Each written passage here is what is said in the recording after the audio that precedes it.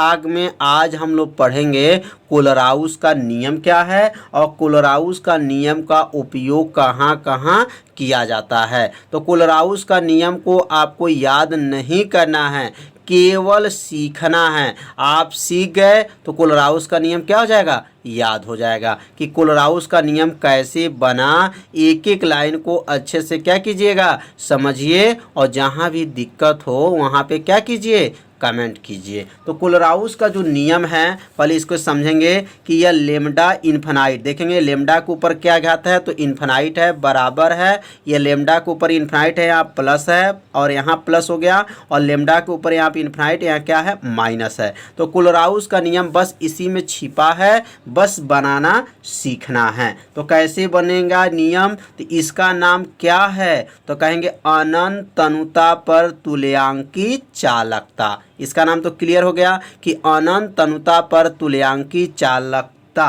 उसके धन आयन, और यह क्या है ऋण आयन। तो धन आयन और ऋण आयन के अनंत तनुता के योगफल के क्या होता है, बराबर होता है, कोलराउस का नियम कहलाता है। तो इसका उत्तर जो है इसी में छिपा हुआ है। अब बस बनाना सीख जाएंगे आप लोग, बस इसको ध्यान से अगर समझ लिए तो समझिए परिभाषा क्या होगा, बन जाएगा। तो अब यहाँ परिभाषा को पहले नोट किया जाएगा, किसी वैद्युत अपघट्य, आगे अब यहाँ पे सेंटेंस बना करके लिखेंगे, किसी वैद्युत, किसी विद्युत अपघट्य, किसी विद्युत क्या लिखेंगे, अपघट्य,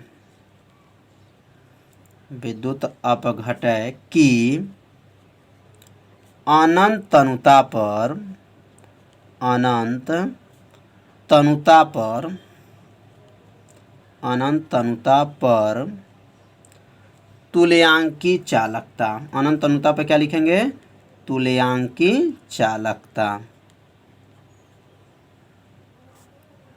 की चालकता, चालकता का मान, का मान उनके धन आयनों, धन आयनों,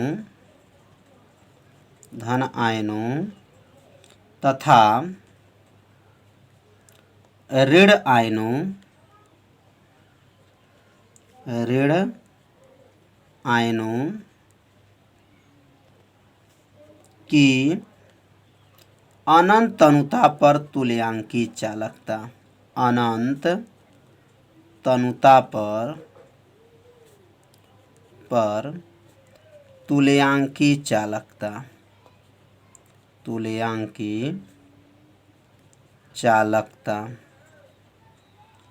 चालकता के योगफल, के योगफल के क्या होता है, बराबर होता है, योगफल के बराबर होता है, के बराबर होता है, होता है। यह नियम क्या कहलाएगा, कोलराउस का नियम कहलाएगा। बराबर होता है, कोलराउस का नियम, राउस का नियम कहलाता है, कहलाता है, कहलाता है। दोस्तों आप लोग को तो नियम ये समझ में आ गया होगा। तो अब इसको कैसे याद करना है, बस ये थोड़ा सा ध्यान देंगे, आपको नियम क्या होगा, याद हो जाएगा। यह लेमडा है और इसके ऊपर घात क्या है, इन्फिनाइट है, उसको अनंत कहते हैं, बराबर हो गया, ये लेमडा हो गया, इन्फिनाइट हो गया, और यहाँ प्लस हो गया, और यहाँ लिखेंगे प्लस लेमडा, यहाँ पर माइनस, और यहाँ लिख देंगे इन्फिनाइट। अब इसी से कोलराउस का नियम को बनाया गया है, बस थोड़ा सा ध्यान दीजिए, कोलराउस का नियम आपको क्या होगा, याद हो जाएगा। यह नियम हमेशा पेपर में पूछा जाता है, तो इस नियम को आप लोग तैयार कर लीजिए। तो ये इसका नाम क्या है, तो अनंत तनुता पर तुल्यांकी चालकता का मान उसके धन आयन और ऋण आयन के अनंत तनुता के तुल्यांकी चालकता के योगफल के क्या होता है, बराबर होता है, कोलराउस का नियम कहलाता है। तो कोलराउस का नियम इसी में छिपा हुआ है। इसको जब 2 बार 3 बार आप लोग बनाना सीख जाएंगे, कैसे बने, पहले इसका नाम लेंगे, फिर इन दोनों का नाम लेकर के योगफल बराबर होता है। तो बहुत आसान हो गया कोलराउस का नियम। तो कोलराउस का नियम अपने कॉपी में नोट कर लीजिए और यहाँ पे लिख सकते हैं जहाँ, यहाँ सबका नाम भी लिख सकते हैं। जैसे यहाँ लेम्डा इन्फिनाइट का क्या नाम है, तो लेम्डा इन्फिनाइट का क्या नाम है, तो नोट कर सकते हैं यहाँ पर अनंत तनुता पर तुल्यांकी चालकता। क्या नाम है, अनंत तनुता पर, अनंत तनुता पर, अनंत तनुता पर तुल्यांकी चालकता, पर तुल्यांकी चालकता।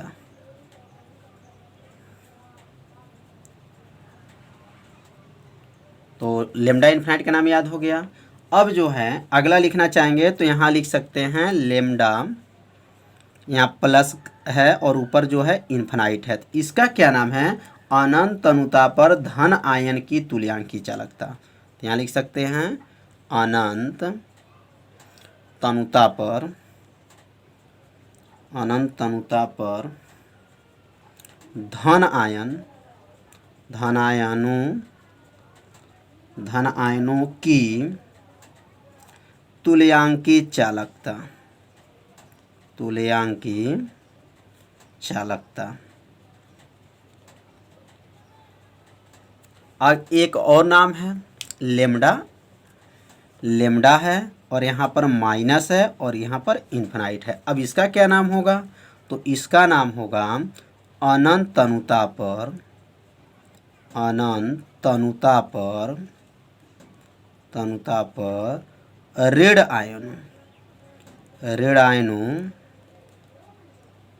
ऋण आयनों की तुल्यांकी चालकता, तुल्यांकी चालकता है। तो यह तीनों का नाम अपने कॉपी में क्या कीजिए, नोट कर लीजिए और इसको कोलराउस को नियम को याद भी कर लीजिए। और याद कैसे करेंगे, बस इस सूत्र से आप याद कर सकते हैं। तो अब अगला जो हम लोग लिखेंगे कोलराउस का नियम का उपयोग, मतलब कोलराउस का नियम का उपयोग कहाँ कहाँ कर सकते हैं। तो यहाँ लिखेंगे कोलराउस का, कोलराउस का नियम, कोलराउस का नियम का उपयोग, नियम का उपयोग कहाँ कहाँ उपयोग होता है। तो कोलराउस का उपयोग जो है निम्न है, निम्न मतलब नीचे लिखा जाएगा क्रमशः 1 2 करके। तो एक एक आपको नियम को समझिएगा कहाँ कहाँ इसका उपयोग किया जाता है। तो कोलराउस का पहला जो उपयोग होगा, वैद्युत अपघटय के वियोजन की मात्रा ज्ञात की जाती है। इस नियम के सहायता से वियोजन की मात्रा को क्या किया जाती है, ज्ञात की जाती है। तो यहाँ लिखेंगे पहला, पहला इसका उपयोग लिखेंगे, इस नियम द्वारा,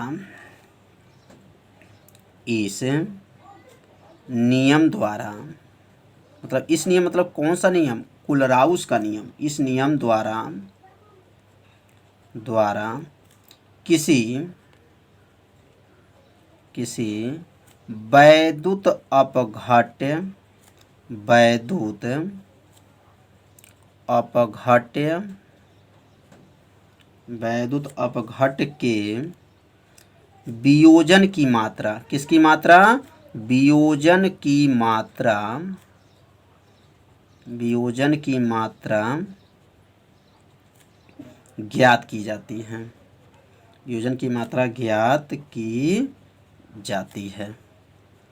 तो याद रखिएगा कोलराउस का नियम का उपयोग कहाँ करते हैं? तो इस नियम द्वारा जो प्रयोग करेंगे वह वियोजन की मात्रा को क्या करते हैं? ज्ञात की जाती है। अब यहाँ वियोजन की मात्रा जो है किससे प्रदर्शित करते हैं? तो याद रखेंगे वियोजन का जो मात्रा है वह अल्फा से प्रदर्शित करते हैं। तो अल्फा बराबर सूत्र होता है, अल्फा सूत्र भी याद रखिएगा, लेमडा भी बटा लेमडा इन्फिनाइट। क्या नाम है? लेमडा भी बटा लेमडा इन्फिनाइट। यह जो है किसका सूत्र है? तो वियोजन की मात्रा का सूत्र है।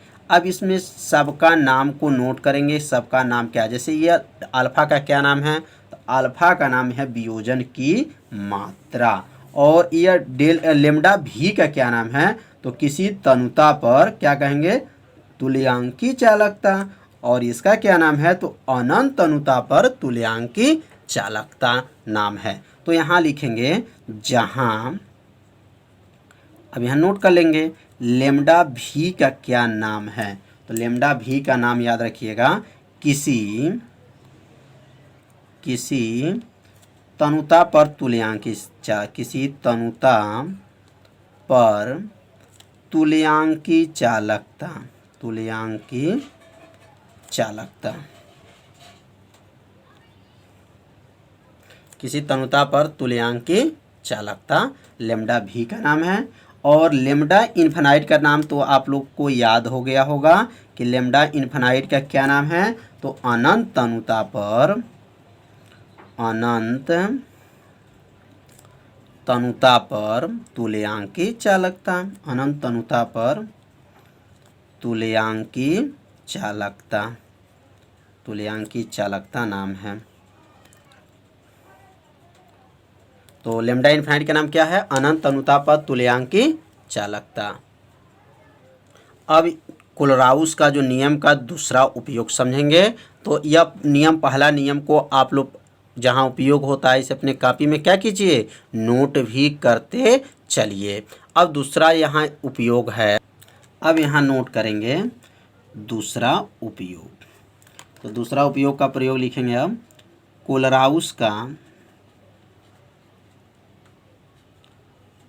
कोलराउस के नियम, कोलराउस के नियम द्वारा,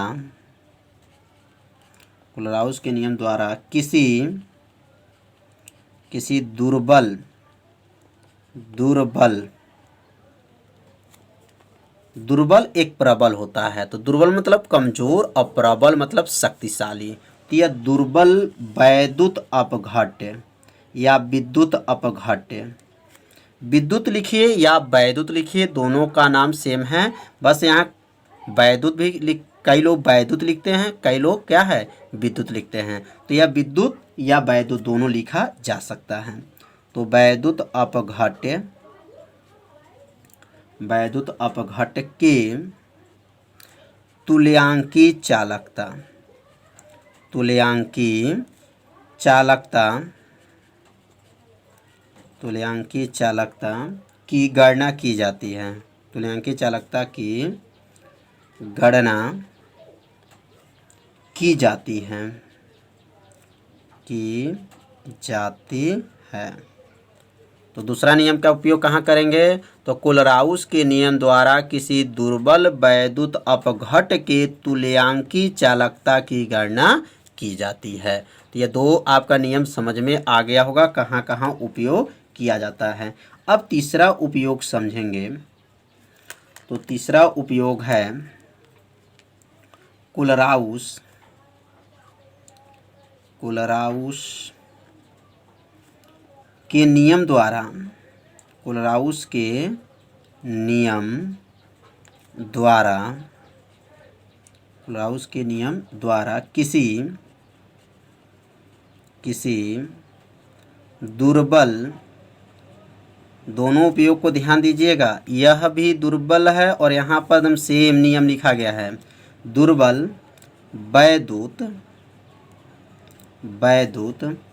अपघट्य, दुर्बल वैद्युत अपघट्य के बस यहीं से क्या होगा, बदल जाएगा। इसमें क्या लिखा गया है, तुल्यांकी चालकता की गणना की जाती है। अब यहाँ लिखेंगे वियोजन स्थिरांक की गणना की जाती है। अब यहाँ लिखेंगे वियोजन स्थिरांक, वियोजन स्थिरांक की गणना की जाती है। की लिखेंगे गणना की जाती है, की जाती है। यह गणना निम्न सूत्र से ज्ञात किया जा सकता है। यह गणना जो है निम्न सूत्र से ज्ञात किया जाता है, ज्ञात किया जाता है। तो अब सूत्र कौन सा है, तो कोलराउस का जो नियम का उपयोग जो होता है, यहाँ दुर्बल वैद्युत अपघट के क्या, तुल्यांकी चालकता की गणना की जाती है। और यहाँ पे जो है दुर्बल वैद्युत अपघट के वियोजन स्थिरांक की गणना की जाती है। और यह गणना जो है निम्न सूत्र, मतलब नीचे सूत्र दिया जाएगा और इसी सूत्र के सहायता से गणना की जाती है। तो यह जो है के का नाम है वियोजन स्थिरांक है और इसकी गणना करते हैं अल्फा का स्क्वायर हो जाएगा बटा हो जाएगा और यहाँ कोष्टक में लिखेंगे 1 माइनस अल्फा का स्क्वायर हो जाएगा। तो ये किसका सूत्र है, तो वियोजन स्थिरांक का सूत्र है। इसी सूत्र के सहायता से किसकी गणना करेंगे, वियोजन स्थिरांक की गणना करेंगे। तो यह सूत्र को अपने कॉपी में क्या कीजिएगा, नोट कर लीजिएगा। और एक और सूत्र है, तो यह सूत्र का नाम भी, सूत्र भी अपने कॉपी में क्या कीजिएगा, नोट कर लीजिएगा। तो के का सूत्र होता है सी अल्फा का स्क्वायर बटा सी 1 माइनस अल्फा। 1 माइनस क्या होता है, अल्फा। तो यह दोनों सूत्र को अपने कॉपी में क्या कीजिएगा, नोट कर लीजिएगा। तो यहाँ पे जो है इसको घेर देंगे सूत्र को और इस सूत्र को अपने कॉपी में क्या कीजिएगा, नोट कर लीजिएगा। तो सूत्र क्या है, के बराबर सी अल्फा स्क्वायर बटा सी 1 माइनस अल्फा है। अब इसमें सबका नाम को नोट करेंगे कि इसमें अल्फा का क्या नाम है। तो याद रखिएगा अल्फा का नाम जो है वियोजन की मात्रा है और सी का नाम जो है सांद्रता है। तो यहाँ लिखना चाहें तो लिख सकते हैं, जहाँ अल्फा बराबर क्या होगा, वियोजन की मात्रा, वियोजन की मात्रा। अल्फा क्या नाम है, वियोजन की मात्रा। और सी का क्या नाम है, तो सी का नाम है सांद्रता। क्या नाम है, सांद्रता, सांद्रता। सी का नाम सांद्रता है। और इसमें के का क्या नाम है, तो वियोजन स्थिरांक नाम है। तो समझ में आ रहा होगा आप लोग को, 3 उपयोग अच्छे से समझाया गया। अब चौथा उपयोग के बारे में समझेंगे। अब चौथा उपयोग को अपने कॉपी में नोट करेंगे। अब चौथा नियम क्या, उपयोग क्या है, तो अभिगमन संख्या ज्ञात करने में कोलराउस का नियम का प्रयोग किया जाता है। कौन संख्या, अभिगमन संख्या ज्ञात करने में कोलराउस का नियम का क्या किया जाता है, प्रयोग किया जाता है। अब यहाँ लिखेंगे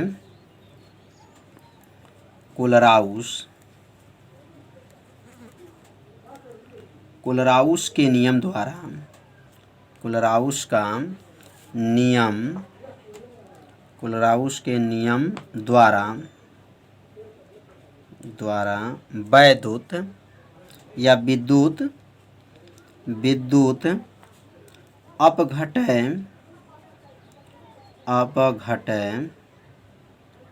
अपघटय में धन आयन तथा ऋण आयन, धन आयन तथा ऋण आयन की अभिगमन संख्या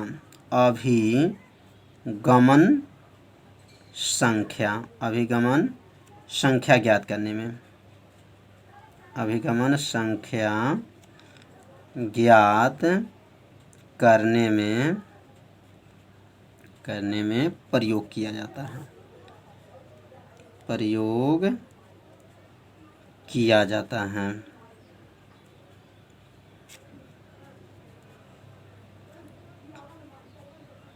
किया जाता है।